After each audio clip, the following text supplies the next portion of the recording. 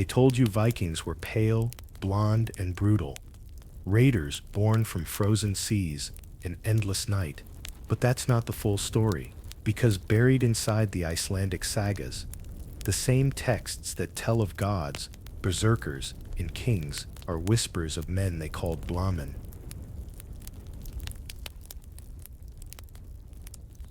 The dark men, warriors of strength and mystery, who stood shoulder to shoulder with Norse captains, fought through snow and storm, and left behind traces that history tried to melt away. Europe built the myth of a single kind of Viking, white, savage, untamed. But dig into the runes, the bones, the genetics, and a new picture begins to form. One where Africa's sons and daughters sailed north, where the line between ice and fire was not just myth, but blood. Imagine the 9th century. The world is smaller, but wilder. Trade routes run like veins through the earth, from West Africa's salt mines to North Africa's ports, through the Mediterranean into the cold veins of Europe. Ships leave Al-Andalus, carrying silk, spices, iron, and people. Moors, Berbers, Nubians, and freed Africans cross into lands ruled by the Norse,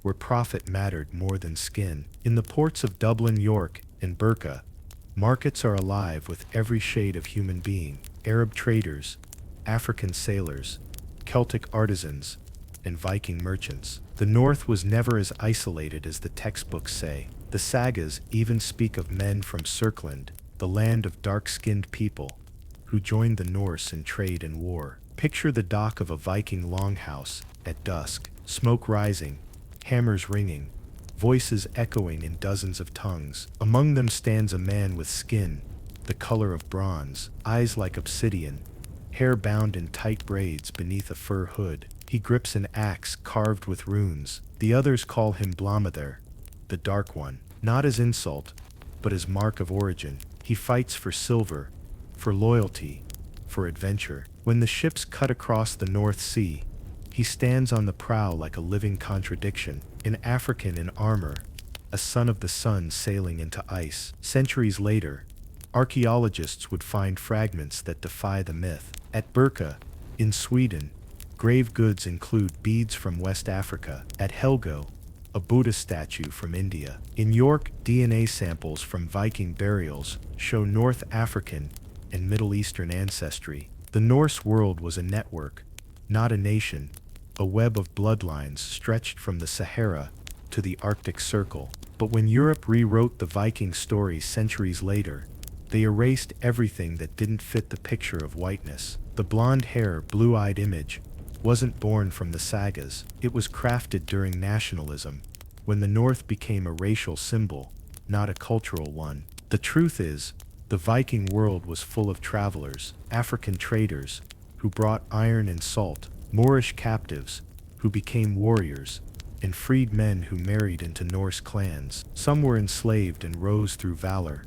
Others were hired mercenaries, bodyguards, or explorers. There are accounts of black men in Byzantine courts, serving as Varangian guards. Norse mercenaries, who swore loyalty to Constantinople. What if some of those same soldiers had African roots? What if the warriors who guarded emperors also raided English coasts? Even Norse mythology hints at outsiders from the south, gods and spirits described with dark or foreign skin, linked to the world beyond the sea. In sagas like Egil's Saga and Heimskringla, the Blámenn appear as fierce fighters, traders, or rulers of distant lands. The Norse both feared and admired. Some scholars translate Blámenn as men of blue, because ancient languages often describe deep black skin as blue or dark blue. The color was sacred, associated with night, mystery, power. These blue men weren't demons. They were humans from far lands, folded into Viking lore, like fire into ice. And yet ask anyone to picture a Viking, and the image remains the same: white, blonde, northern. That's how cultural memory works. The storytellers decide who gets remembered. But when you peel back the propaganda, the carvings, and the bones, the evidence refuses to stay buried. The Viking world was mixed, mobile, and much more complex than nationalist history admits. So when they tell you Vikings were only white men with axes, remember, the sea never cared about color. These were the first Afro-Nordic explorers, sailors who proved that the human story has no borders. And if that sounds impossible, it's because the truth was frozen out of history for a reason. The fire that built civilization didn't stop at the Mediterranean. It sailed north. The word Viking comes from Vik, meaning bay or creek, but it also meant wandering, journeying, seeking fortune on the open sea. These weren't just one tribe of people. They were a culture of voyagers, an open network of explorers who absorbed whatever strength they found along the way. And within that world of restless motion, Africans were not strangers. They were participants. By the 8th century, Muslim and African traders were mapping the same routes that the Norse would sail. The Moors ruled in Spain, and through their ports flowed gold, ivory, and stories that reached even the icy north. From Al-Andalus to the Baltic, trade networks carried more than cargo. They carried identity, language, and legend. The Norse who raided England also traded in the markets of Baghdad, and the merchants of Africa knew their ships by sight. Archaeology gives us proof that these worlds touched. At the site of Hidaby, a major Viking port in present-day Germany, beads from sub-Saharan Africa have been found buried alongside amber and silver. At Oseberg, in Norway, cloths woven in styles of the Mediterranean and beyond were discovered, proof that even the coldest corners of the north felt the pulse of the wider world. You can imagine what that meant, a longship arriving in port, and among the crew, men of many lands, skin tones ranging from pale to bronze to deep brown. The sagas never shied away from describing such things. They spoke of the Circland men from the south, who traded with or fought against Norse chieftains. In the saga of Bosi and Harrod, warriors from Africa are mentioned. In the saga of Egil, the Blámenn appear again. These weren't ghosts or mythical monsters.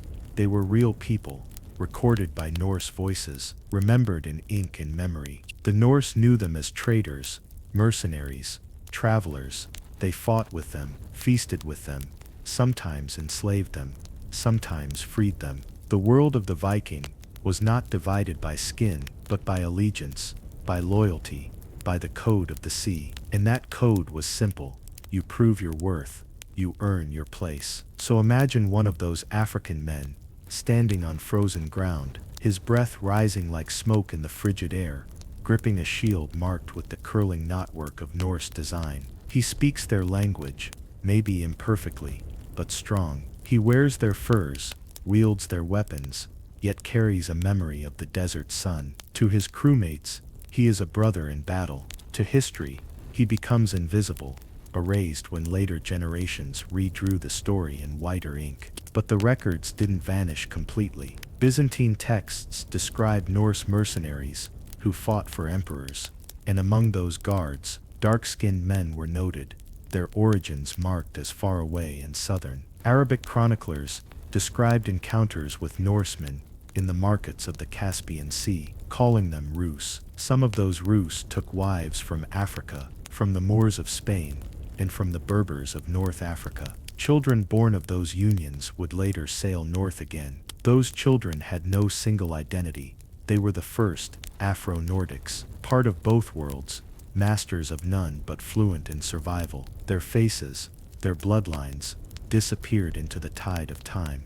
But every once in a while, archaeology gives us a trace, a skull with North African morphology, found in a Viking grave in Denmark. African ivory, carved into Norse jewelry, coin hoards stamped with Arabic script, resting under Scandinavian soil. Europe's mythmakers called the Viking world pure, but the evidence shatters that illusion. The sea doesn't care for purity, it carries whatever truth floats. The Moors who taught Europe medicine and math also sailed its waters. They met Norse traders in Sicily, in Spain, in North Africa itself. Some of those Norsemen married into Moorish families and brought their mixed descendants home to the north. And when those children grew, they became part of Viking lore, the dark men of the sagas, the Blámenn whose strength and mystery echoed in campfire tales. Over centuries, the myth hardened into whiteness, but the truth still glows beneath it, like an ember under ice. These were men who lived between two suns,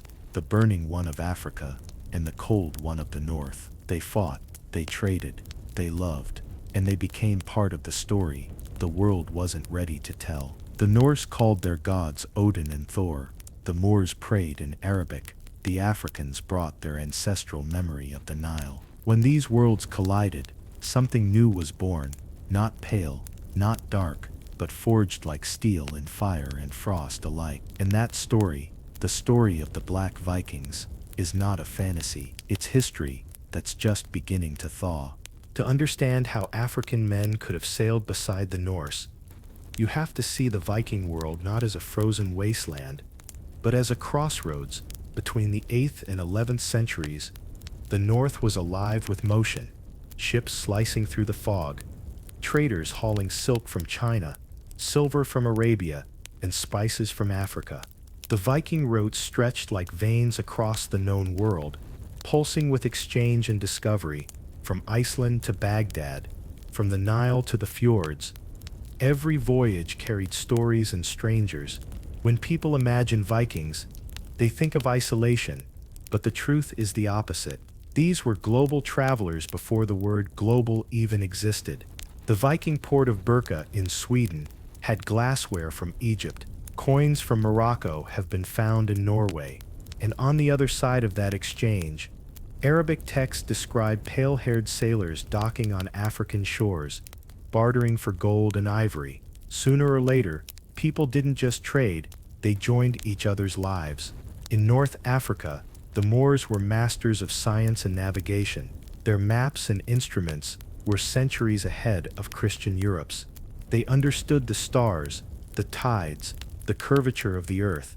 So when the Norse began venturing farther south, it was Moorish knowledge that guided them. Some of those Moorish sailors, trained in the art of the sea, found themselves aboard longships headed north, not as captives, but as comrades.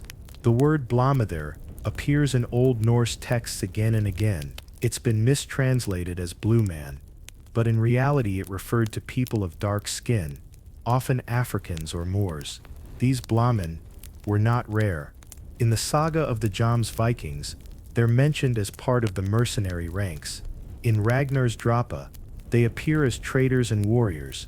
One Arabic traveler, Ibn Fadlan, met the Rus, the Norse traders, in 922 AD, and wrote that among them were men of many hues, from pale to dark as night. His accounts are matter of fact, not fantastical, because to him it was normal. The Viking world was not monochrome, it was a mosaic. What drew these African sailors to the north was the same thing that drew every Viking to the sea: opportunity. They came from the coasts of Morocco, from the ports of Almeria and Ceuta, from Andalusia, where African and Arab bloodlines mixed freely. Some were craftsmen, others warriors, some simply dreamers chasing the horizon. They arrived in ports like Hedeby or Rebe, and found themselves in a world both alien and familiar, people who valued courage, loyalty, and the freedom of the sea above all else. It didn't matter what god you prayed to, if you could swing a sword or navigate a storm. Among them, these Africans earned their respect. They joined raiding parties, not as slaves, but as equals, carving their own legends into the sagas that later chroniclers tried to bleach. One story tells of a Moorish archer who sailed with Norse raiders to the English coast. His precision in battle was said to be unmatched. His arrows flew truer than any javelin. After the raid, the crew voted him a share equal to the chief's. In Norse culture, that meant something. Honor was currency, and he had earned it. Yet centuries later, those same sagas were rewritten by hands that could not imagine a dark-skinned hero standing beside Odin's sons. They softened descriptions, removed names, blurred features, but archaeology is stubborn. It preserves what ideology tries to erase.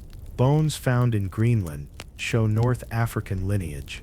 DNA from Viking burial sites in England traces ancestry not just to Scandinavia, but to the Mediterranean and sub-Saharan regions. Even the trade artifacts, the beads, the glass, the metalwork, carry the fingerprint of Africa. The truth is not that there were a few Black Vikings. The truth is that the Viking world was open enough, vast enough, human enough to absorb whoever proved themselves. And Africa, long before the Renaissance, had explorers and scholars who were as bold and sea-hardened as any Norseman. Their meeting was not conquest, it was connection. The North gave them legend, Africa gave them light. Together they shaped a world that history refused to remember. The deeper you look into this history, the harder it becomes to deny that the Viking world was far more diverse than we've been taught. But how did this connection between Africans and Scandinavians begin in the first place? To answer that, we need to look back to the centuries before the Viking Age, when trade routes between North Africa, the Mediterranean, and Northern Europe were already being laid down by the Phoenicians, the Carthaginians, and later the Romans. African merchants had been sailing into European waters long before Norse longships were even built. The Moors of North Africa, masters of navigation and astronomy, understood the Atlantic winds and currents.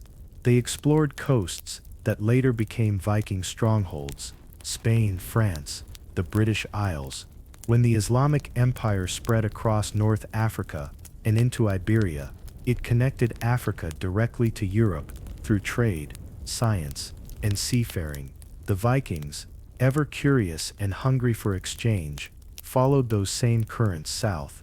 This meeting of North and South wasn't just economic, it was cultural. The Africans brought mathematics, metallurgy, and navigational tools. The Norse brought timber, furs, and iron. But more than goods, they traded ideas. Viking shipbuilding itself shows subtle influences that echo African design: the curved hulls, the flexible planks, the symmetry built for both river and ocean travel. The Moorish astrolabe, used to read the stars, found its way into the hands of Norse sailors, who used it to chart courses across the foggy North Sea. The exchange was real, though later erased. Yet in the sagas, you can still feel the traces. There are references to men from the lands of the sun, who joined voyages across the Baltic, who taught the Norse about far-off kingdoms rich in gold. These men of the sun were often described as dark-skinned, foreign-speaking, and wise in the art of navigation. The Norse admired them, not for their color, but for their knowledge and skill. And that's what's so powerful about this hidden history. It shows that long before Europe claimed enlightenment, African intellect had already shaped the paths of its greatest explorers. Even linguistics offers clues. Some scholars have noted parallels between Old Norse nautical terms and early Afro-Arabic words used in Moorish navigation. In both, the sea was described as a living force, a being to be respected, not conquered. When you think about the image of a Viking ship cutting through ice and storm, guided by a black navigator from Morocco or Al-Andalus, it feels almost mythic, but history suggests it happened more often than we think. Excavations in Dublin, York, and Hedeby reveal traces of African presence, both biological and material. Isotopic analysis of teeth from Viking graves shows origins from warmer, more arid climates, far beyond the Scandinavian homeland. Jewelry, with geometric African patterns, was found buried beside Norse warriors, alongside Islamic silver dirhams that had traveled from North Africa through trade. These were not trophies, they were treasures, symbols of alliance and respect. The Vikings didn't just loot, they valued what they encountered, they learned from it, incorporated it, and passed it forward. This blending of cultures created something new, a Viking identity that was not purely Scandinavian, but global. And when the sagas spoke of heroes whose skin was dark as the night sea, they were not speaking in metaphor, they were recording what they saw. In those days, identity was not determined by race, but by valor, by the willingness to face death and return with glory. The African sailors and warriors who stood beside Norsemen were not exceptions.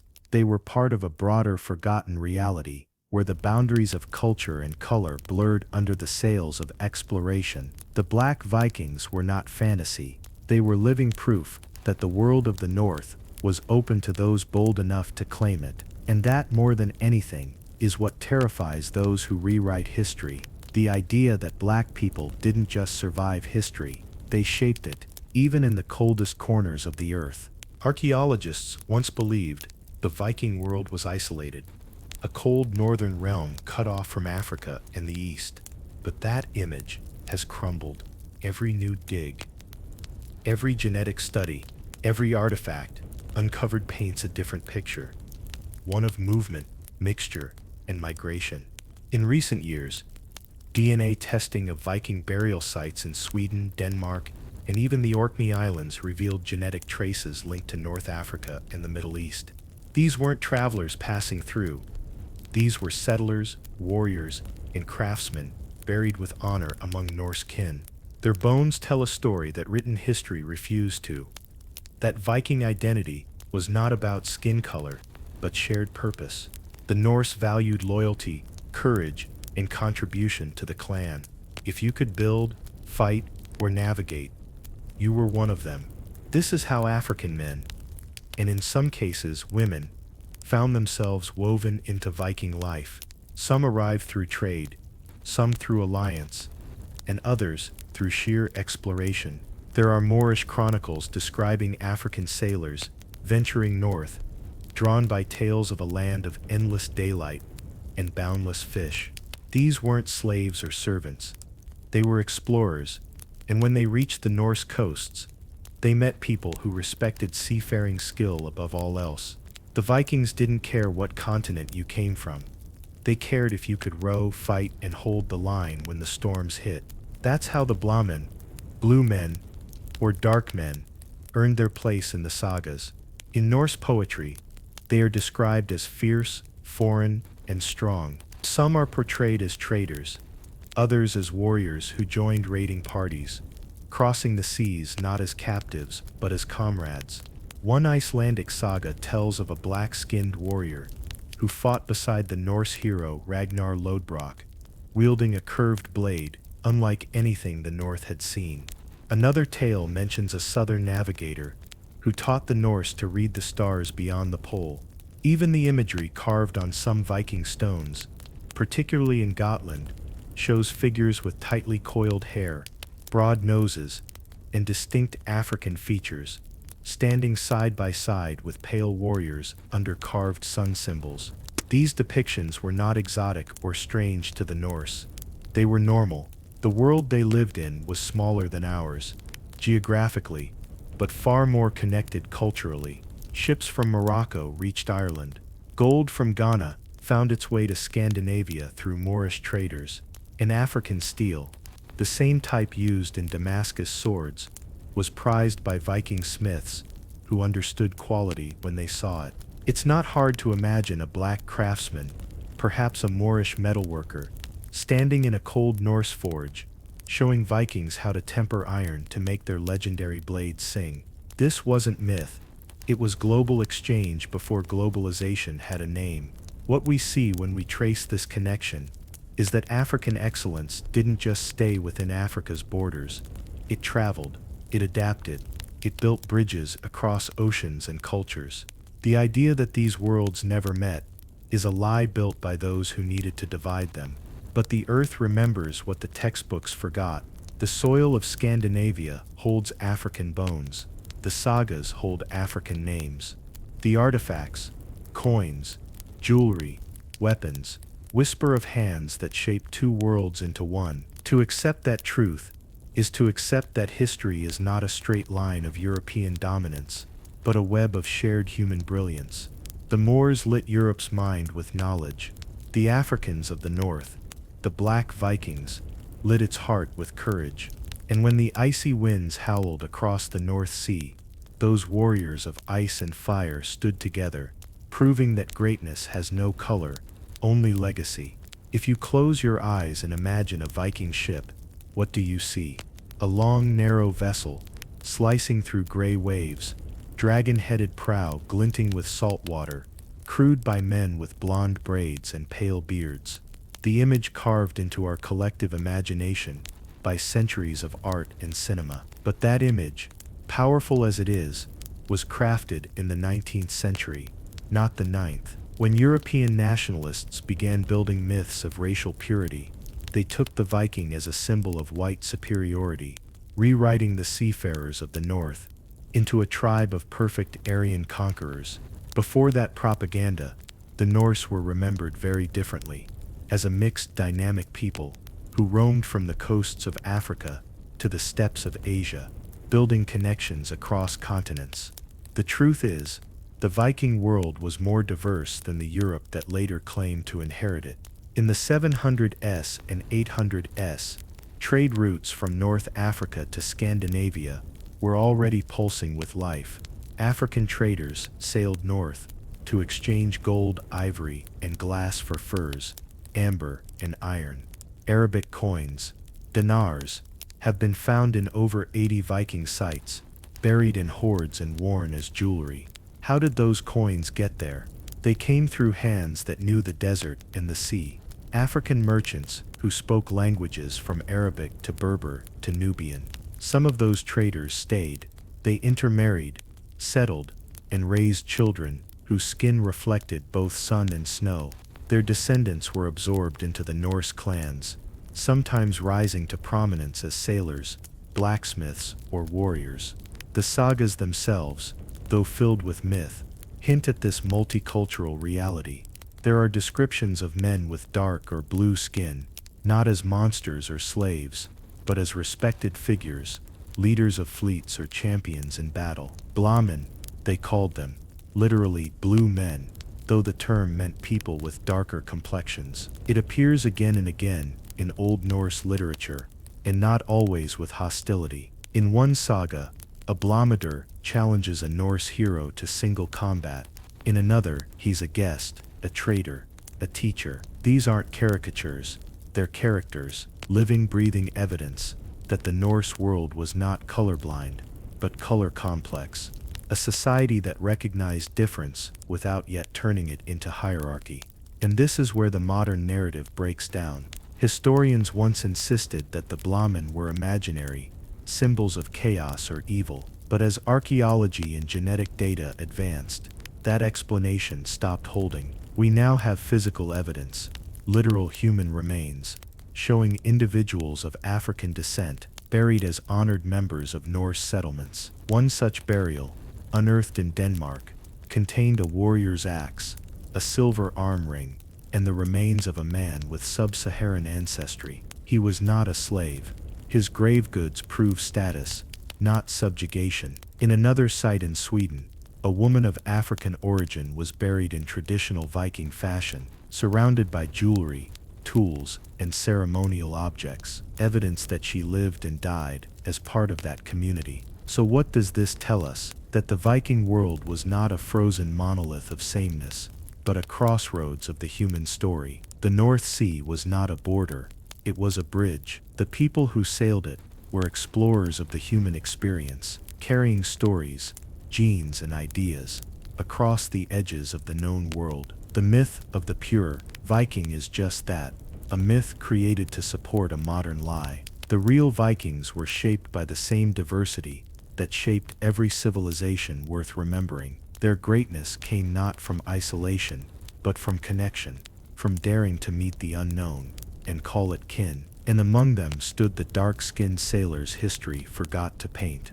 the Black Vikings, proof that even in the age of ice, Africa's fire still burned. Picture a Viking harbor at dawn, mist rising from the water, the clang of hammers echoing through wooden docks, the smell of tar and salt in the air. Now imagine among the shipwrights and traders, faces of every shade, pale Scandinavians, olive-skinned travelers from the Mediterranean, and darker men from Africa or the Middle East, their voices carrying languages from faraway deserts. This wasn't fantasy, it was the world as it was. The Viking Age wasn't confined to the icy fjords of Norway. It stretched from the Black Sea to the coasts of Africa, linking cultures through trade, war, and migration. Archaeological digs in places like Burka, Hedeby, and Dublin reveal artifacts that could only have come from deep African trade networks. Ivory, ostrich eggshells, glass beads, and coins minted in regions like North Africa or even the Sudanese corridor. These weren't trophies of conquest, they were products of exchange. To the Norse, the world was one great market, and the Africans they met were not strangers but partners. Yet, the deeper story lies in the relationships forged through those exchanges. People who stayed, settled, and became part of the Norse fabric. When historians studied Viking burials, they found skeletons with African ancestry, not as isolated cases, but as threads in a wider tapestry. DNA analysis confirmed what the sagas hinted: individuals of African descent lived and died as Norsemen and Norse women, buried with honor, not servitude. The discovery challenged the clean racial boundaries that Europe later invented. It showed that Viking wasn't a race, it was a way of life, open to any who braved the sea and earned their place. And here's what they won't tell you: in some of the oldest sagas, like the saga of the Blámenn and the saga of Eric the Red, the encounters between Norsemen and dark-skinned warriors are treated not as fables, but as history. One passage describes men of the south, whose color was dark as night, whose strength was unmatched, and whose ships rode the wind as if born from flame. Another speaks of the king of the Blámenn, leading an army in a northern raid, a detail historians once dismissed as myth, but which genetic and linguistic evidence now make far less far-fetched. The Norse term blá was complex. It described both the color blue and deep black, but it wasn't always pejorative. In certain contexts, it simply meant foreign, mysterious, or powerful. Over time, later European writers twisted that meaning, turning the Blámenn into monsters or symbols of sin, erasing the respect once held for them. But the original Norse texts didn't fear these dark figures, they respected them. The Blámenn were equals, rivals, or allies, not demons. The story deepens when you look at Viking mercenaries known as the Varangians, elite warriors who served the Byzantine Empire. Chronicles from Constantinople describe these warriors as tall, fierce, and often dark of skin, a note that puzzled scholars who expected only blonde northerners. But it makes sense when you realize the Varangian Guard was a melting pot of warriors from across the Viking world, including those who may have had African or Middle Eastern ancestry. Even Byzantine art shows Varangians with darker complexions and curly hair, standing proudly beside emperors. So when you picture Vikings, erase the Hollywood filter. See instead a brotherhood of sailors, brown, black, and white, bound not by bloodline, but by bravery. They spoke different tongues but shared the same hunger to explore, to conquer, to live free under open skies. These were men and women who saw the horizon not as the end of their world, but as the beginning of another. The African presence among them wasn't an exception. It was proof that the Norse world was part of something much bigger, a global conversation carried by waves. And though history tried to silence that connection, the bones beneath northern soil still whisper it. The Vikings were not pale myths. They were a reflection of humanity's shared fire, carried even into the coldest seas. Picture a Viking harbor at dawn. Mist rising from the water, the clang of hammers echoing through wooden docks, the smell of tar and salt in the air. Now imagine among the shipwrights and traders, faces of every shade: pale Scandinavians, olive-skinned travelers from the Mediterranean, and darker men from Africa or the Middle East, their voices carrying languages from faraway deserts. This wasn't fantasy. It was the world as it was. The Viking Age wasn't confined to the icy fjords of Norway.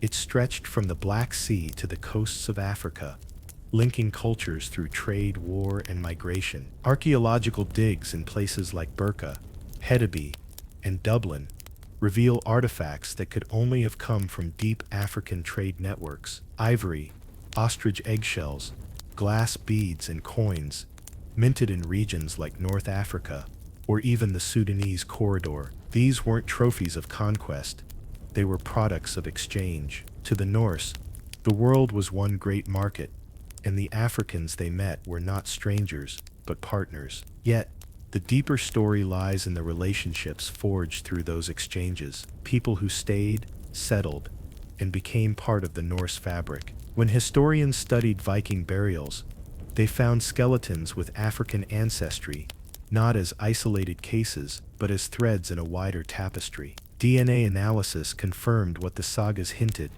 Individuals of African descent lived and died as Norsemen and Norse women, buried with honor, not servitude. The discovery challenged the clean racial boundaries that Europe later invented. It showed that Viking wasn't a race, it was a way of life, open to any who braved the sea and earned their place. And here's what they won't tell you. In some of the oldest sagas, like the saga of the Blámenn and the saga of Eric the Red, the encounters between Norsemen and dark-skinned warriors are treated not as fables, but as history. One passage describes men of the south, whose color was dark as night, whose strength was unmatched, and whose ships rode the wind, as if born from flame. Another speaks of the king of the Blámenn, leading an army in a northern raid, a detail historians once dismissed as myth, but which genetic and linguistic evidence now make far less far-fetched. The Norse term blá was complex.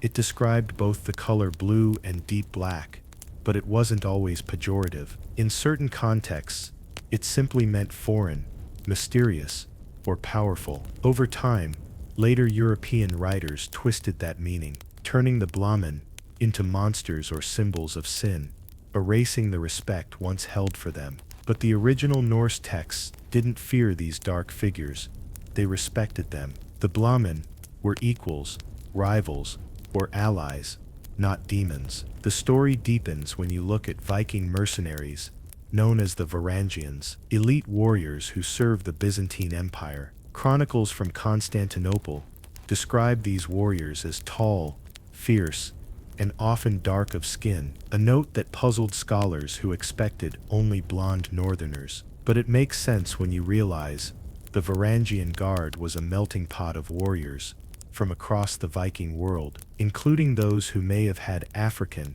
or Middle Eastern ancestry. Even Byzantine art shows Varangians with darker complexions and curly hair, standing proudly beside emperors. So when you picture Vikings, erase the Hollywood filter. See instead a brotherhood of sailors, brown, black, and white, bound not by bloodline, but by bravery. They spoke different tongues but shared the same hunger to explore, to conquer, to live free under open skies. These were men and women who saw the horizon not as the end of their world, but as the beginning of another. The African presence among them wasn't an exception, it was proof that the Norse world was part of something much bigger, a global conversation carried by waves. And though history tried to silence that connection, the bones beneath northern soil still whisper it.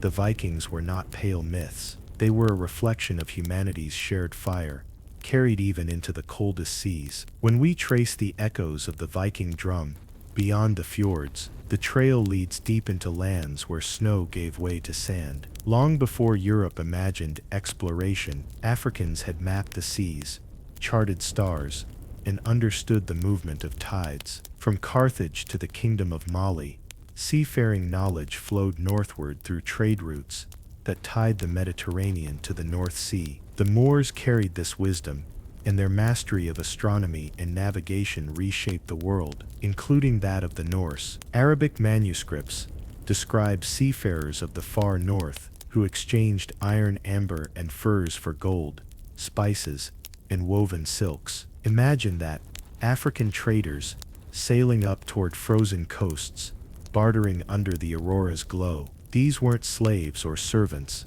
they were merchants of power, carrying ideas as precious as gold. And when their worlds collided with the Norse, both sides learned from each other. Artifacts tell the truth better than the textbooks. In Gotland, Sweden, archaeologists unearthed African ivory carved with Viking runes. In Burka, black glass beads from North Africa were found among warrior graves. In Norway, a burial mound revealed a sword etched with designs resembling North African patterns, a symbol of cultural exchange, not conquest. Every object speaks. Africa was not outside the Viking story, but inside it. They called the world Midgard, the realm of men, but their map of men stretched wider than most scholars dared to admit. And here's the part that breaks the illusion. When Europe rewrote its history after the Renaissance, it whitewashed not just faces but entire networks of contact. The image of a blond, blue-eyed Viking became propaganda, a symbol of racial purity for movements centuries later. But the real Vikings were not racist nationalists. They were cosmopolitan navigators. They traded with Africa, fought for Byzantium, raided in Spain, and even settled in the Middle East. To them the world was fluid. Identity was earned through deeds, not skin. Modern genetic studies now confirm what Sagas hinted at. In Icelandic and Norwegian DNA, researchers found genetic markers linked to North Africa. These weren't anomalies. They were fingerprints of migration, love, and life. Some Vikings had African mothers or grandmothers. Others carried genes from African traders who made northern lands their home. These were not enslaved people dragged into servitude. They were free, respected, and part of the fabric of Norse society. It's a narrative that challenges every classroom myth about isolation, about whiteness as the center of European civilization. Picture this.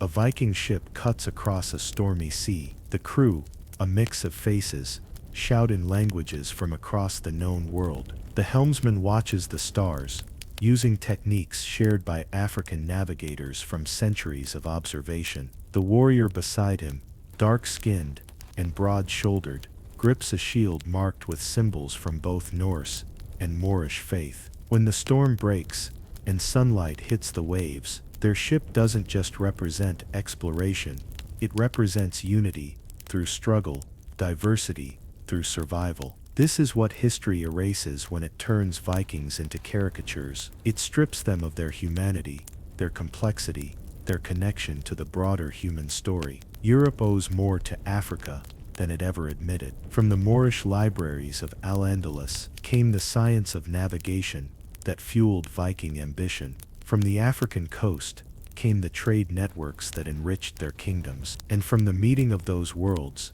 came a truth that terrifies those who cling to racial myths. That civilization's fire burned brightest when the world was mixed, when knowledge flowed freely between people of every hue. The Viking Age was not an age of isolation. It was an age of connection, one where the African and the Norse shared the same horizon and built, together, the foundation of a global world. As Viking longships carved their way through the icy waves, another kind of journey unfolded, not of conquest, but of curiosity. The Norse weren't merely raiders. They were collectors of ideas, absorbing the wisdom of every culture they encountered. And among their most influential encounters were the Moors, the North African scholars and sailors, who during the same centuries transformed Spain and the Mediterranean into centers of learning. Through the channels of trade and war, Moorish intellect and African science flowed into Norse hands. When Viking traders reached ports like Almeria or Ceuta, they met Africans who spoke in numbers, maps, and stars, men who could chart the heavens with instruments unknown in the north. The Norse marveled at these tools of navigation, and they didn't just trade for gold, they traded for knowledge. That exchange would forever change the way they saw the world. The Norse sagas rarely glorified ignorance. They admired intelligence as much as courage. So when they met African navigators who could read the sea like scripture, they respected them. Some of the earliest Norse astronomical references echo African and Arab star mapping methods. It's no coincidence that Viking expansion reached its peak after these contacts. Their improved understanding of tides and celestial movement allowed them to push further, west to Greenland and even America.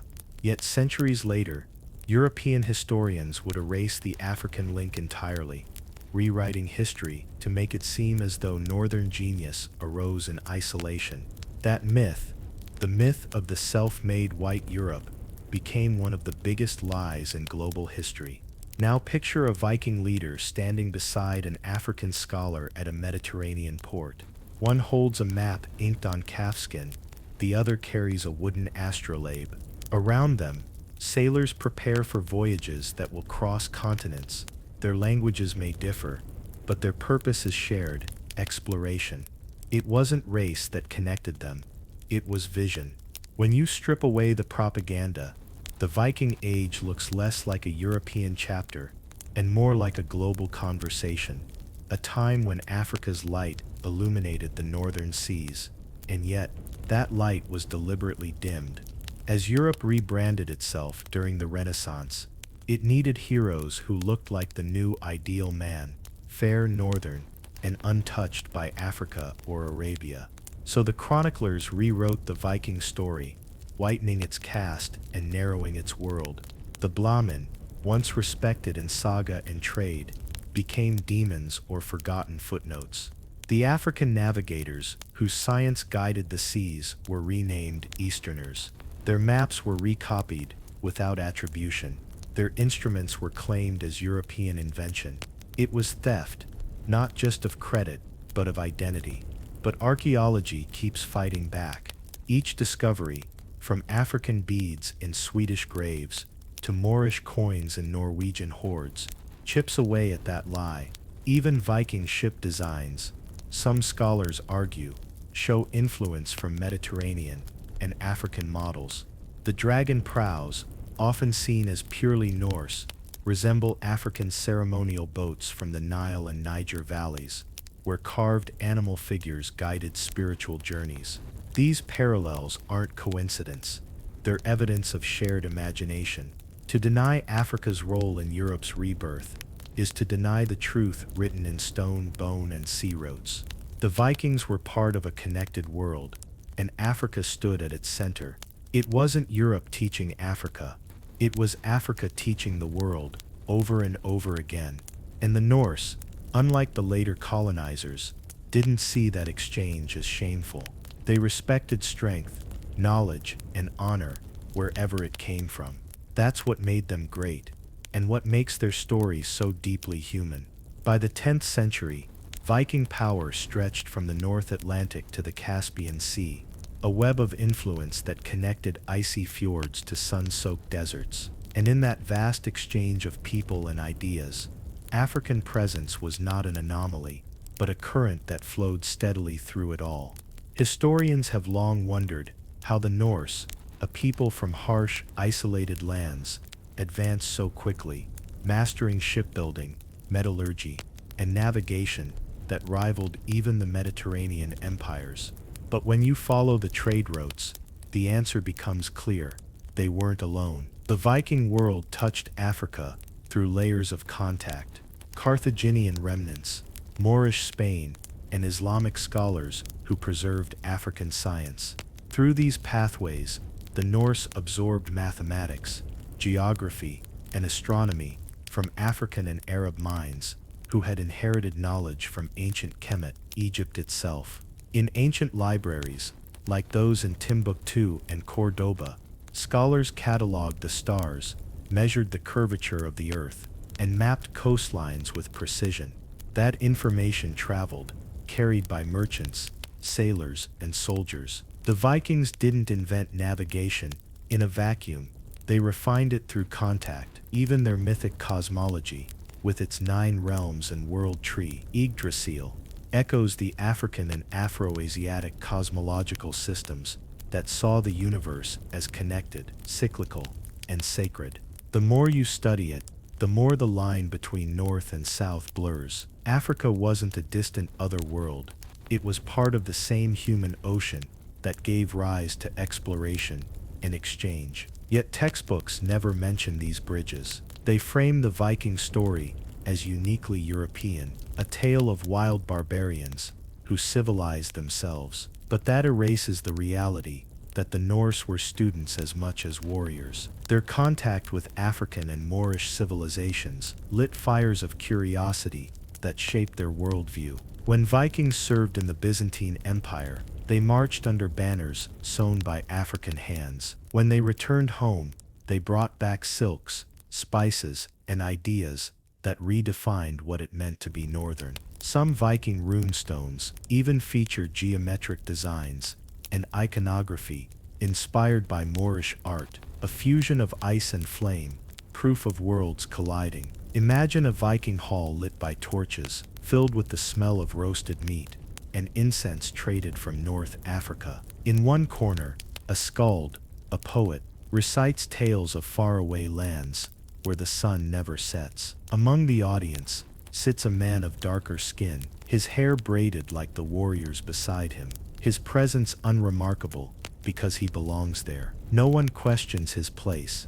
He earned it through courage and loyalty. That was the Viking code. Deeds over color, honor over blood. It's only in later centuries that Europe invented race as a weapon, using it to divide what had once been a world united by trade and curiosity. The sagas preserved fragments of this truth, but later translators edited it away. When they encountered the word Blámenn, they made it Blámenn, or foreigners, ignoring its reference to dark-skinned peoples. They sanitized the stories to fit a vision of Europe that excluded Africa, a version of history safe for empire. But if you strip away those lies, the story shines again. Vikings stood shoulder to shoulder with Africans, not as masters and servants, but as equals in a shared quest to push beyond the known world. That truth doesn't diminish the Norse legacy, it deepens it. Because the Viking spirit wasn't about race, it was about reach, about looking at the horizon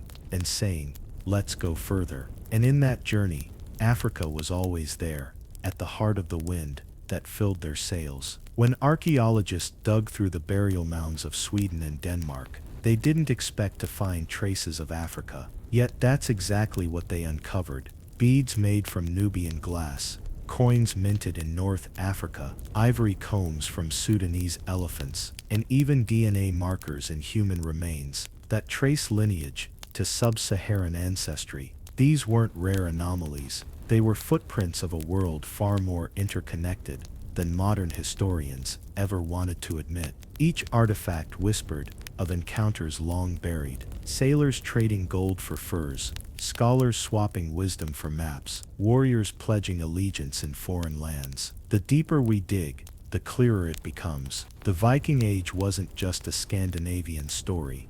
It was an Afro-European saga. Some of the most startling evidence came from graves found in Birka, Sweden, a city once buzzing with international commerce. Among the remains were individuals buried with full honors, swords, shields, jewelry. Yet their skeletal features and isotopic signatures showed origins far from the icy north. One analysis even linked remains to areas around modern-day Morocco and West Africa. These weren't slaves or servants.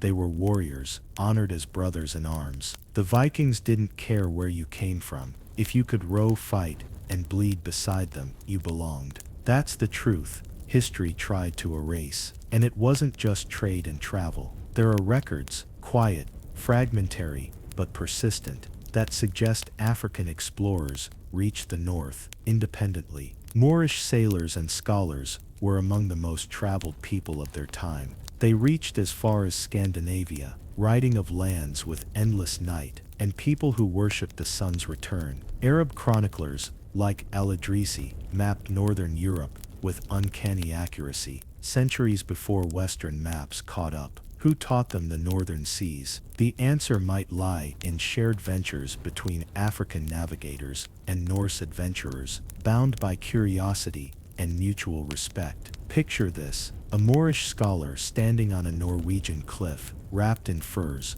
watching auroras dance across the sky, phenomena he'd only read about in Arabic texts. Beside him stands a Viking captain, laughing at the spectacle, offering mead from a carved horn. They can't speak the same tongue fluently, but they share something deeper: awe. They're two sons of the same earth, witnessing its beauty at the edge of the known world. This image alone dismantles the myth of isolation, the idea that Africa and Europe were separate universes. In truth, they were co-authors of civilization's story, But as centuries passed, something changed. Europe rebranded itself. The scholars of the Renaissance, many of whom studied in Moorish libraries, began rewriting history to glorify Europe and erase Africa's hand in its awakening.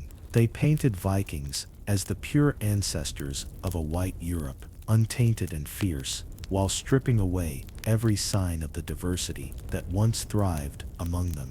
The Blámenn were translated into myths. The African coins were trade errors. The DNA evidence was contamination. Every piece of truth was buried under layers of denial. Yet, truth is stubborn. It waits in the soil, in the stone, in the blood. And now, that truth is rising again as archaeologists re-examine the past with open eyes and new tools. Every genetic test, every unearthed relic, is another crack in the wall of whitewashed history. The story of the Vikings, like the story of the world, was never monochrome. It was a tapestry of colors, of cultures, meeting and mixing at the edges of the map. The Africans who sailed north didn't vanish into history. They helped shape it, and their descendants still walk among us, their legacy hidden not in books, but in the memory of the earth itself.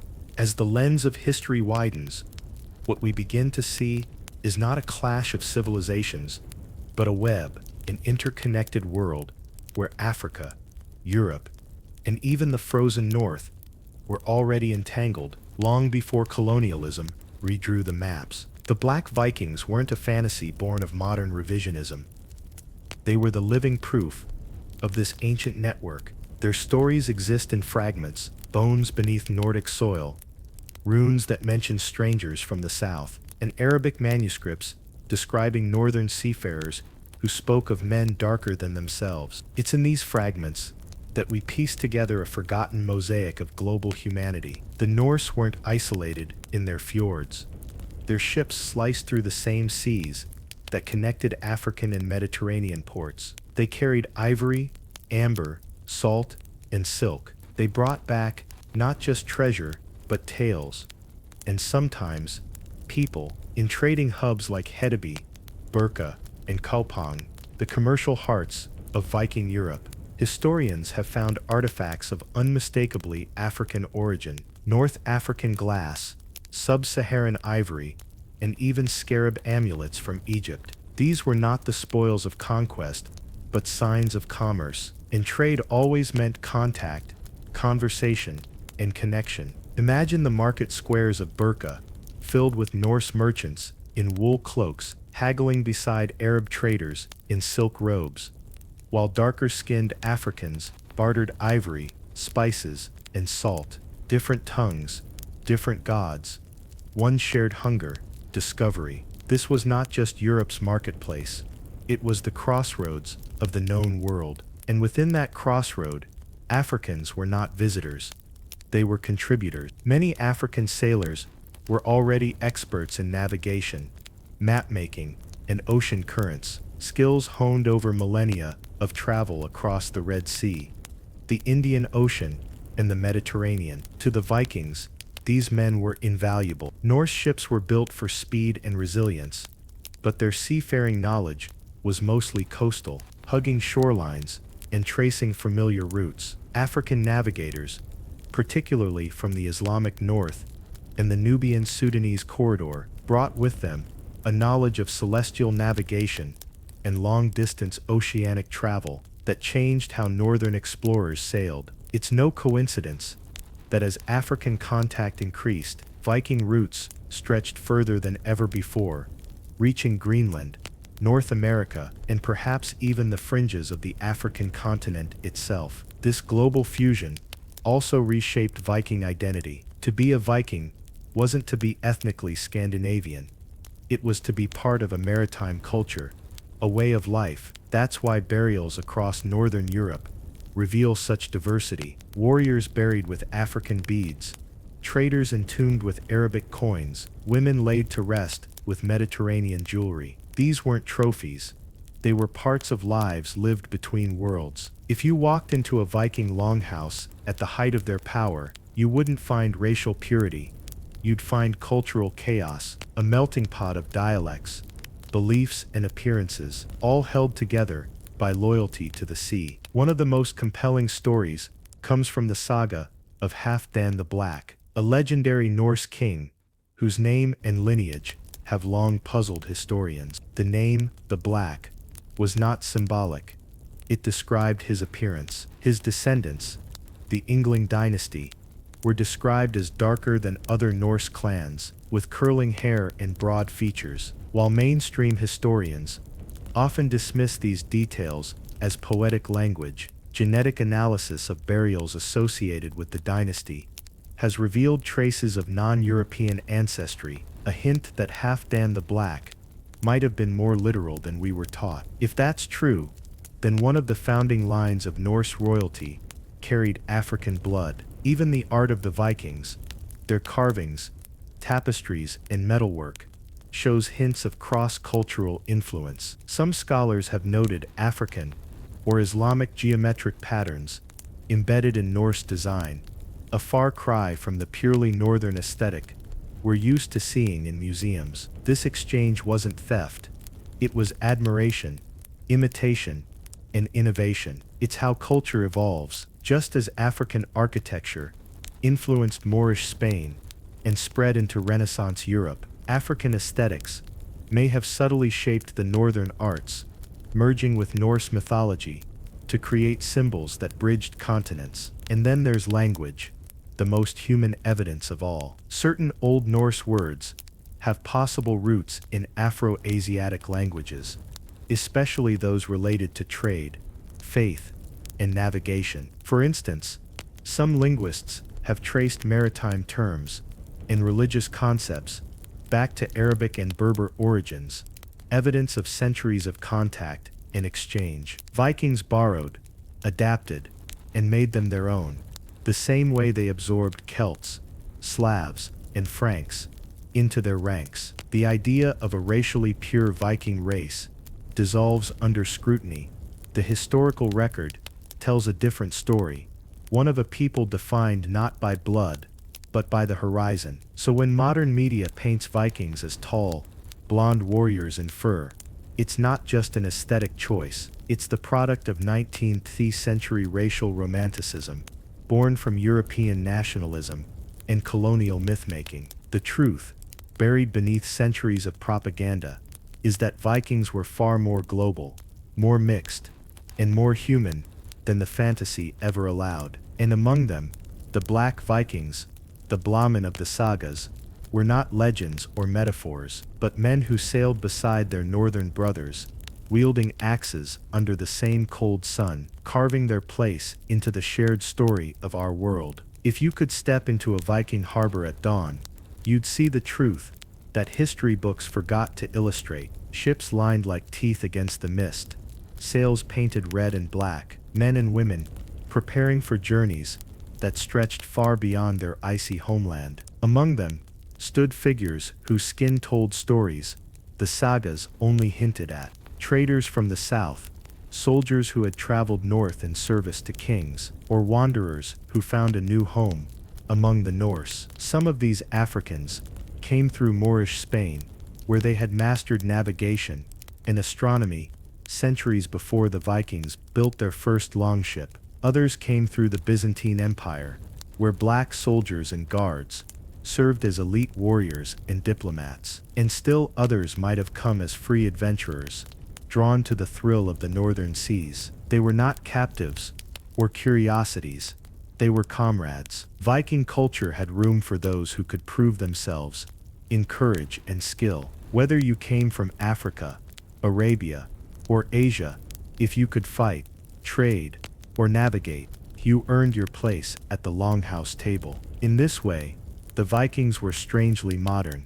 They valued action over ancestry. This explains why, in the sagas, descriptions of darker-skinned men rarely carry the stigma we see in later European writing. The Blámenn were formidable, exotic, sometimes feared, but never despised. They were warriors and explorers, part of a world that didn't yet understand race in the way later centuries would. Archaeology has quietly backed this up. In recent decades, DNA evidence from Viking graves across Scandinavia and the British Isles has revealed a surprising truth. Up to 20% of Viking-era populations carried genetic markers from the Middle East and Africa. Some of this came from intermarriage during trade, some from migration, and some from the sheer reach of the Viking world. It confirms what the old stories whispered, that Viking bloodlines were far more diverse than the Hollywood image of blonde giants suggests. These findings are reshaping how scholars understand not just who the Vikings were, but what Europe itself looked like during the so-called Dark Ages. The darkness wasn't just metaphorical, it was historical. Europe after Rome's collapse was fragmented, illiterate, and disease-ridden. The Norse world existed on the edge of that decay, surviving through its connection to the outside, to Africa, to Arabia, to the Mediterranean. Through trade with Islamic Africa and the Moors of Spain, the Vikings gained access to technologies, medicines, and mathematics that revitalized their society. It's no coincidence that as contact with Africa and the Muslim world deepened, the Norse kingdoms began to organize, innovate, and expand. African influence was subtle, but essential.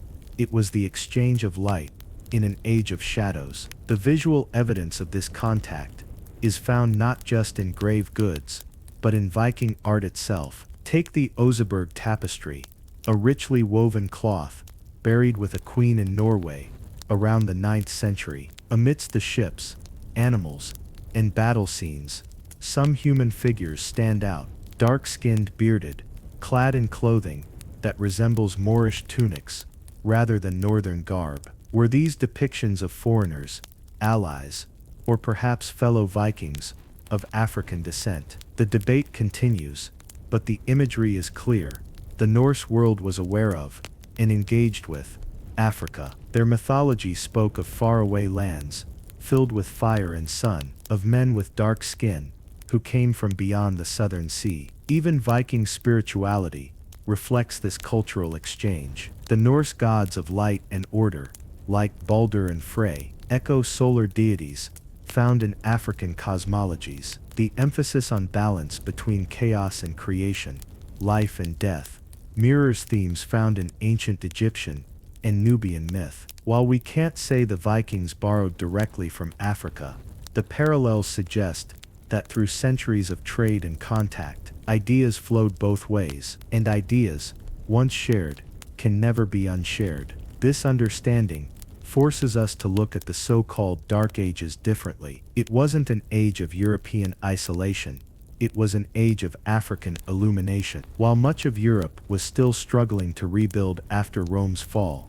Africa was thriving. Empires like Ghana, Mali, and Nubia were centers of wealth and knowledge. These were the same regions trading with the north through Moorish intermediaries, sending gold, salt, books, and brilliance into Europe's bloodstream. The Vikings were beneficiaries of that exchange, their culture infused with influences that stretched from the Arctic Circle to the Sahara Desert. It's easy to see why this history was erased. The narrative of white discovery depended on erasing non-European contributions, turning global cooperation into isolated genius. But the evidence, both written and physical, tells another story, one where black and brown hands helped build Europe's rebirth. The same continent that later claimed to civilize the world was in truth civilized by it. So when we speak of the Black Vikings, we're not rewriting history, we're restoring it.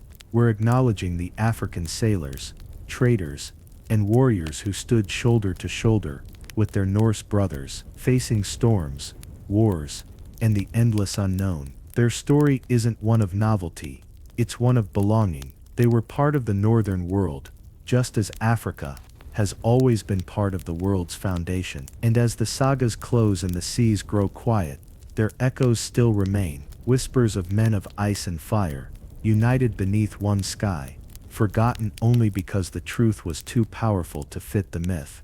Picture the North Atlantic at dusk, a roaring sea of slate and steel, wind whipping across the decks of longships carved with dragons. The horizon glows faintly gold, And among the crews stand men of every shade, pale Scandinavians, beside sun-dark sailors whose ancestors came from Africa's coasts. Their voices rise together in chants older than kingdoms. Their oars move as one. This was the true Viking world, not a racial monolith, but a brotherhood of explorers bound by courage and will. In their sagas, the Blámenn weren't fantasy. They were memory. They were the faces of comrades who stood beside them in the cold and fought under the same banners. That's what made the Norse world so unstoppable. Its openness to the strong, the skilled, and the daring, no matter where they came from. But that reality didn't survive the rewriting of history. As Europe hardened into empires and slavery reshaped how color was seen, the idea of a Black Viking became impossible to imagine. The past was whitewashed, literally. Every mural, every film, every textbook filtered through a lens of racial hierarchy that didn't exist when those ships first sailed. The faces that once told of diversity were painted over, the sagas reinterpreted to fit the myth of a pure Europe. What had been a shared story of human adventure became a narrow fantasy of northern blood. And in that lie, much of the world forgot that black people had been present everywhere power moved. Archaeologists still find traces that whisper the truth. A ring found in a Viking grave near Birka, Sweden, engraved in Arabic script, reads for Allah. Coins minted in Africa turn up in Nordic fields. Traces of pepper and ivory, both African exports, appear in Scandinavian ships. One dig in Denmark even uncovered skeletal remains with cranial structures consistent with African or Middle Eastern ancestry. Every find chips away at the illusion of an isolated white north. The evidence is there, scattered like runes across continents, waiting to be read. It's not theory. It's archaeology. It's science catching up to memory. The cultural exchange went beyond trade goods and genetics. African craftsmanship influenced metalwork and jewelry found in Viking settlements. The intricate patterns seen in Moorish Spain appear centuries later in Scandinavian carvings. Even Viking grooming culture, bathing, perfuming, and hair braiding, mirrors African traditions more than European ones of that time. When other parts of Europe considered bathing a sin, the Norse kept themselves clean, perfumed, and adorned. It wasn't just practicality, it was influence. The same kind of subtle cultural borrowing that happens when worlds collide and respect replaces fear. So how did we lose this connection? The same way we lost so many others, through silence. When scholars in later centuries rewrote the Viking story to suit nationalism and colonial pride, anything that suggested diversity or African contribution was buried. The Blámenn were reinterpreted as demons or fantasy creatures. Their human reality was too inconvenient, because if you admit that Africa helped shape Europe's most iconic warriors, you unravel centuries of propaganda built on separation. You prove that civilization and courage never belonged to one race. You show that greatness was and always has been shared. Imagine if school children grew up knowing this version of history, one where African sailors braved icy seas, where Moorish mathematicians helped Vikings navigate by the stars, where black explorers fought side by side with Norse kings. How different would pride look? How different would identity feel? Because when we reclaim these stories, we don't just rewrite the past, we redefine the present. We dismantle the illusion that history moved in straight lines drawn by race. The truth is that the world has always been a web, and Africa has always been at its center. The story of the Black Vikings is more than curiosity. It's proof that connection runs deeper than conquest. It reminds us that even in the coldest corners of the world, African presence was there, shaping, influencing, surviving. When the Norse looked out into the unknown, they didn't just bring Europe with them. They carried pieces of Africa too. And maybe that's why their legend endures. Because it isn't just a tale of one people, but of all people who dared to chase the horizon. So when someone tells you Vikings were only blonde and blue-eyed, ask them why the sagas spoke of men whose skin was like night. Ask them why African coins, African art, African blood turn up in graves across the north. Ask them why they had to erase that part of the story to make their myth work. Because the real Vikings, the ones who lived, traded, fought, and loved, knew no color line. They were people of the sea, bound not by race, but by will. And among them, the Black Vikings stood tall, warriors of ice and fire, written out of history, but never erased from truth. When you trace the Norse trade routes outward from Scandinavia, the map becomes a network of human connection that stretches from the Arctic Circle down through Constantinople and all the way into Africa's golden coasts. The Vikings didn't live in isolation. They thrived through contact, through exchange. In bustling port cities like Birka, Hedeby, and Kulpong, artifacts from the far south appear again and again. Beads of African glass, gold dust, and fabrics dyed with pigments that only existed below the Sahara. These weren't trophies, they were trade goods, signs of an economy powered by diversity. For every fur and blade that left the north, something rich and strange came back, weaving Africa into the Viking world like a golden thread. Historians long ignored these connections, dismissing them as rare curiosities, but the weight of evidence has become impossible to deny. The Vikings were global before the word global even existed. Across centuries, this contact created a cultural echo that's still felt in unexpected places. Old Norse sagas spoke of lands of endless sun to the south, and dark-skinned warriors whose ships gleamed like obsidian. In African oral tradition, too, stories emerged of foreign traders who arrived from the world of ice and mist. Whether these were direct memories or shared myths, they proved that both worlds knew of each other, respected each other's power, and exchanged more than goods. They exchanged imagination. The very idea of exploration, of venturing beyond known worlds, may have spread through these encounters, and that spirit, born in both the heat of Africa and the cold of the north, became part of humanity's collective drive to expand, to learn, to survive. But as centuries passed, Europe began to forget. After Christianity swept through the continent, rewriting its old pagan and multicultural past, a deliberate effort began to sanitize history. The Viking became the model for European purity, a mythic symbol of white strength used to justify colonization, empire, and supremacy. The Black Vikings, the African traders, the Moorish scholars, they were erased, their bones and stories left to rot under layers of snow and silence. The same society that once depended on Africa's brilliance now denied that Africa had ever been great. The lies didn't just erase faces,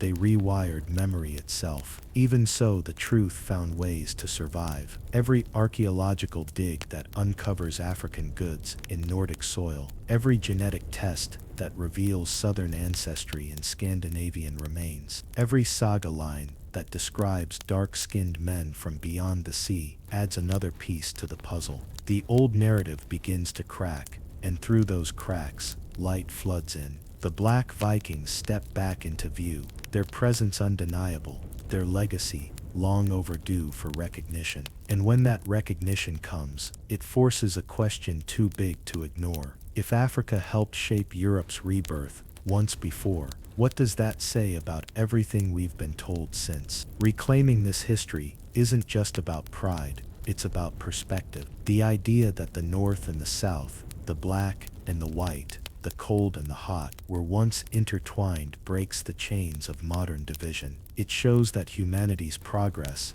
didn't come from separation, but from unity. The Vikings weren't Europe's lone warriors, they were living proof that greatness is built through connection. When African traders handed a Viking his first compass, when a Moorish navigator shared the stars, when a dark-skinned craftsman forged metal beside a blond Norse blacksmith, they were writing the real story of civilization, and that story is far richer than the myth of isolated genius. So maybe it's time we stop treating history like a fortress built to protect pride. Maybe it's time we see it for what it truly is, a vast, living sea of exchange, where every people left their mark. Because under the roaring sails of those longships, in the clang of steel, and the roar of waves. Africa's rhythm still beats strong. It's there in the runes, in the relics, in the genes. It's there in the unspoken truth that no empire, no culture, no people ever stood alone.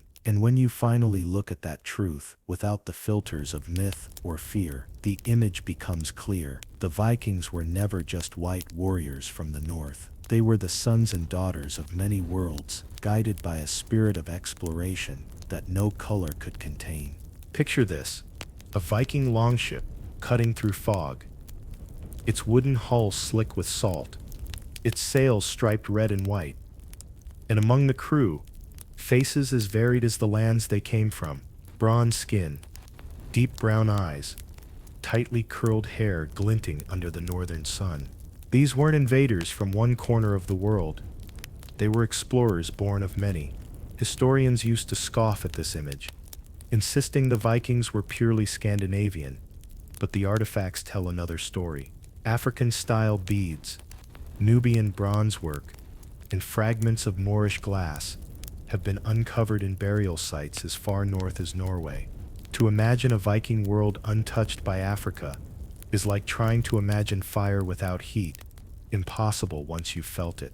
The Moors, who ruled parts of Spain for centuries, were known to travel and trade deep into Europe, long before Columbus dreamed of the ocean blue. Their knowledge of navigation, astronomy, and shipbuilding spread like wildfire. When you study the design of Viking longships, you find surprising similarities to North African vessels: shallow drafts for river travel, curved keels for open sea balance, and sails engineered for speed and maneuverability. These were innovations not born in isolation, but nurtured through contact. It's very likely that when Viking traders reached the ports of Al-Andalus, or crossed paths with Berber merchants in Mediterranean markets, ideas were swapped along with goods. The world was smaller than we were taught, and its people were far more connected.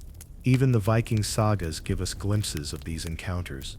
The tales speak of travelers who came from lands where the sun stood still, men described as dark as night, yet shining like bronze. They were admired for their craftsmanship, feared for their skill in battle, and respected for their knowledge of faraway stars. To the Norse, these Blámenn, the dark men, were not strange intruders, but companions in conquest and trade.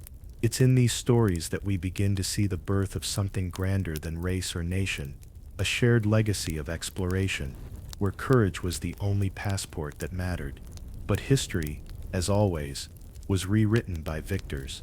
Centuries later, when European scholars began romanticizing the Viking Age, they scrubbed the story clean. The sagas were translated and edited to fit an image: pale warriors, golden-haired, embodying an ideal of northern purity.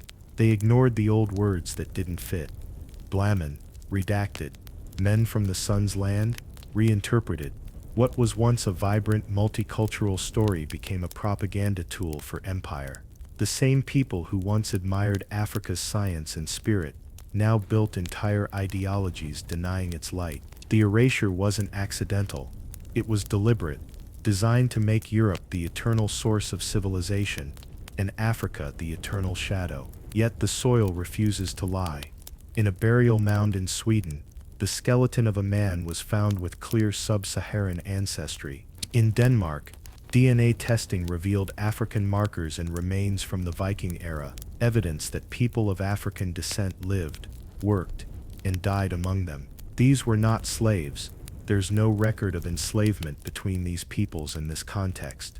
They were traders, artisans, navigators, and maybe even leaders. Some scholars believe that a few Viking clans intermarried with North African and Iberian families, blending bloodlines that still flow through modern Europe. And when you look at medieval art, tapestries, carvings, illuminated manuscripts, sometimes you'll find faces painted darker than the rest, quietly surviving the whitewash of time. This isn't about rewriting history for shock value.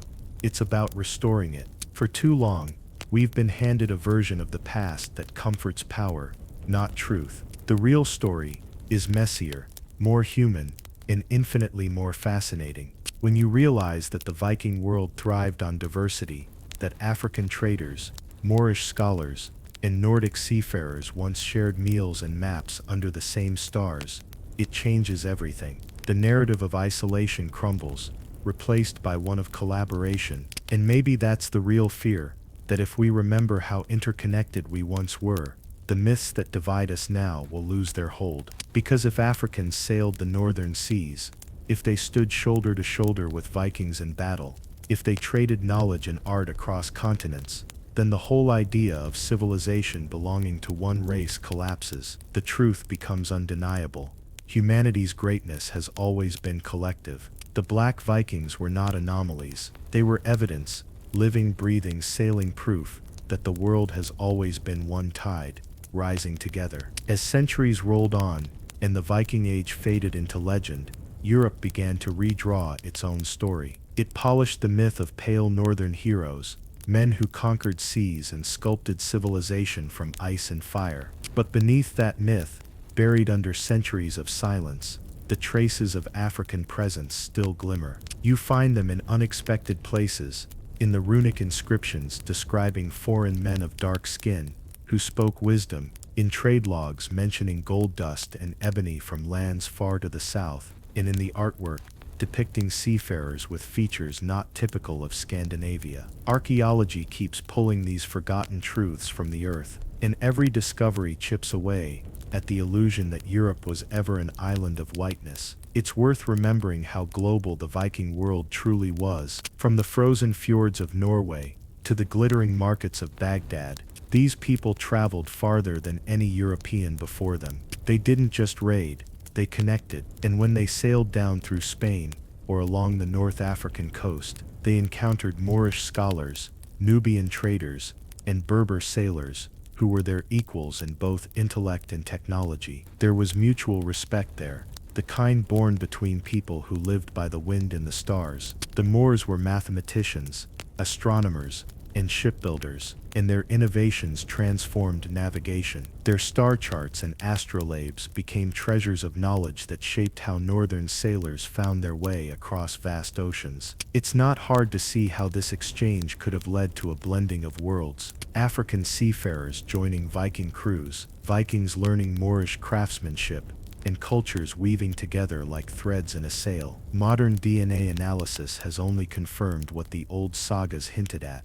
Researchers studying ancient remains from coastal Scandinavian settlements have found genetic traces pointing to both North African and Middle Eastern ancestry. These weren't isolated incidents. The genetic links appear repeatedly across multiple regions, suggesting that African and Afro-Eurasian travelers weren't rare visitors, but recurring presences. Some of the earliest Viking trade towns like Hedeby and Birka were bustling with people from across the known world: Celts, Slavs, Arabs, Berbers, and Africans alike. You could walk through those markets and hear half a dozen languages before noon, see fabrics from Timbuktu, spices from Egypt, and silver from the Sahara, glinting under a northern sun. But what stands out most isn't the commerce, it's the camaraderie. Ancient chronicles tell of Vikings who served as mercenaries in the Islamic world, and Africans who traveled as emissaries to the northern kingdoms. One North African diplomat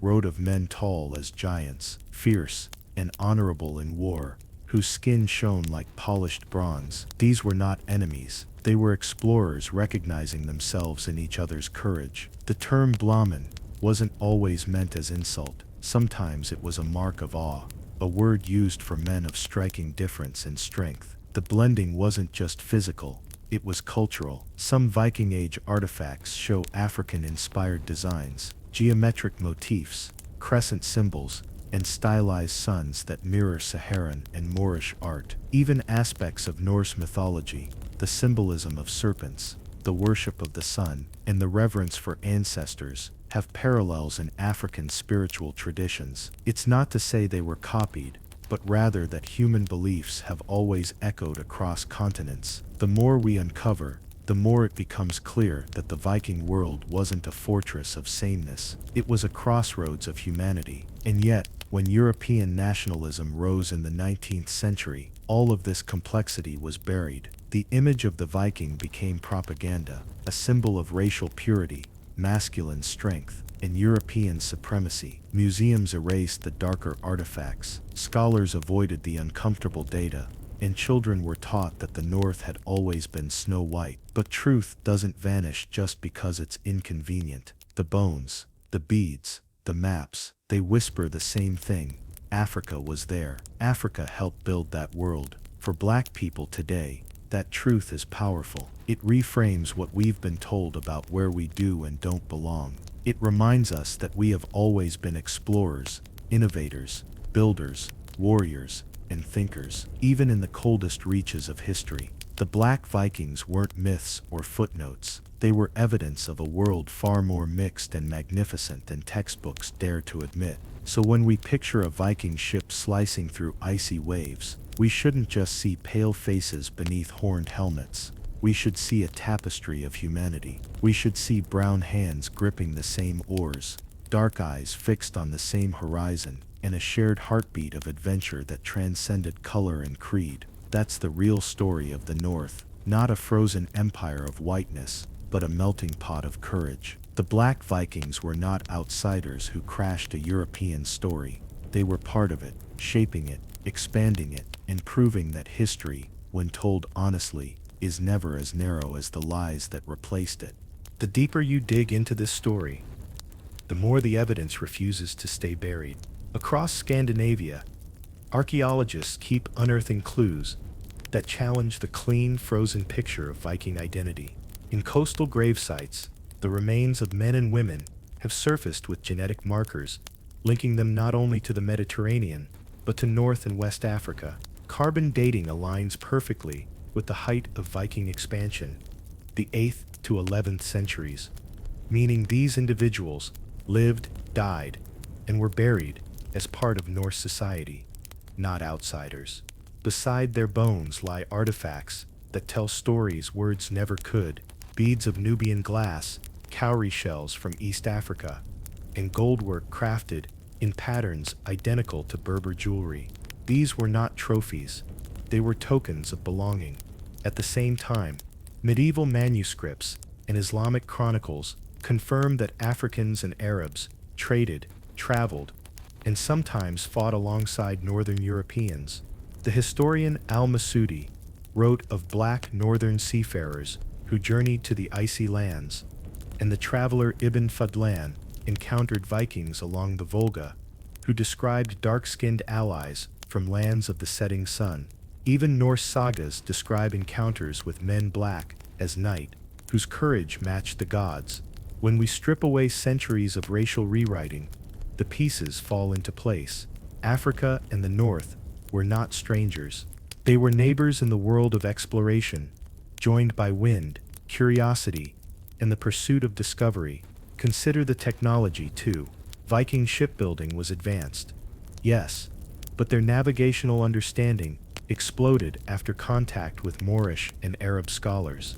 The Vikings' sudden mastery of celestial navigation, their ability to chart routes using stars and sunstones, mirrors techniques known among North African sailors for centuries. You can almost trace the moment of fusion, when African science met Norse daring, birthing a new maritime power that no coastline could contain. There's another layer to this story that stirs the imagination: the legacy of language. Certain Old Norse words describing foreign traders, particularly Surkr and Svarter, are now understood by linguists as references to people of dark complexion, not always enemies, sometimes respected as allies or merchants. And in Icelandic sagas, one hero, Halfdan Svarter, literally, Halfdan the Black, became the archetype of wisdom and strength, a name that might have originated from an African lineage or legend long forgotten. When you reassemble these scattered pieces, the myth of a whitewashed Viking world begins to crumble. What's left is richer, realer, and far more fascinating. A network of civilizations, from the Sahara to the Arctic, united by trade, ambition, and shared humanity. The Vikings weren't just warriors of ice. They were students of fire, drawing knowledge from Africa's ancient centers of science and spirit. They saw in the African travelers not inferiority, but mastery, and they learned. So, as history keeps revealing its buried truths, it's time we reimagine the Viking Age, not as Europe's isolated golden chapter, but as a global moment, when black and brown seafarers helped ignite the light that guided the North out of darkness. Because maybe, just maybe, the real Northmen were never defined by skin, but by soul. As time marched on, and history was rewritten, the traces of the Black Vikings began to fade, not because they were few, but because Europe's later chroniclers chose to forget them. The whitening of the Viking image was deliberate, a centuries-long reshaping of identity, designed to make Europe appear as the isolated cradle of civilization, untouched by outside genius. Yet, archaeology continues to whisper the truth beneath the soil, and genetics continues to scream it from the blood. Across Scandinavia, DNA reveals markers from North Africa, the Sahel, and the Horn, silent witnesses to the global web that once bound the so-called Northmen to Africa's empires. Their artifacts, glass from Carthage, ivory from Nubia, gold from Mali, are testaments to a trade so vast, it makes modern globalization look small. And still, the sagas echo hints of this truth. The Blámenn, literally blue men or dark men, are mentioned not as slaves, but as equals, explorers, traders, warriors who fought and died alongside their northern brothers. This rewriting of Viking history mirrors what was done across the world, erasing Africa's fingerprints from human progress. It happened in Egypt, in Spain, in the Americas, and yes, even in the icy north. Because the moment you admit black presence in those places, you also admit black excellence. You admit that Africans sailed oceans before Europe had compasses, that they mastered metallurgy and navigation long before the age of exploration. You admit that what we call European civilization was never born in isolation, but through connection, exchange, and learning. The Moors lit Europe's lamps, the Nubians faced Rome, and won. And in the cold winds of the north, the Black Vikings proved that the African spirit could thrive even where the sun barely shone. Imagine the sight: ships cutting through gray waters, their sails billowing with the breath of two continents, warriors speaking in tongues that carried both desert and glacier in their cadence, black kings standing in frozen halls, teaching the art of astronomy, of engineering, of strategy. The sagas don't describe these men as strangers, they describe them as brothers. When the poets sang of honor, of courage, of Odin's hall, those ideals belonged to all who shared the spirit of the sea, not just one skin tone. Centuries later, when Europe rediscovered its own dark ages, it rewrote light and shadow to fit a narrative of whiteness. But truth cannot stay buried forever. Every discovery, every bone, every shard of African glass, found in Scandinavian graves, forces us to ask, who were the real Vikings? Were they simply pale men with axes, or were they sons of multiple worlds? History's silence isn't proof of absence, it's proof of censorship. So when you next hear the word Viking, picture not a single image, but a symphony of faces, brown, black, olive, freckled, all bound by courage, curiosity, and the call of the unknown. The African presence in the Viking Age is not a theory, it's a restoration, a return to truth. The Black Vikings of ice and fire were living proof that the African spirit is indestructible. It sails, it conquers, it learns, it builds, and even when the world forgets, the blood remembers. Because history's greatest secret isn't that Africans traveled the world, it's that they built it everywhere they went.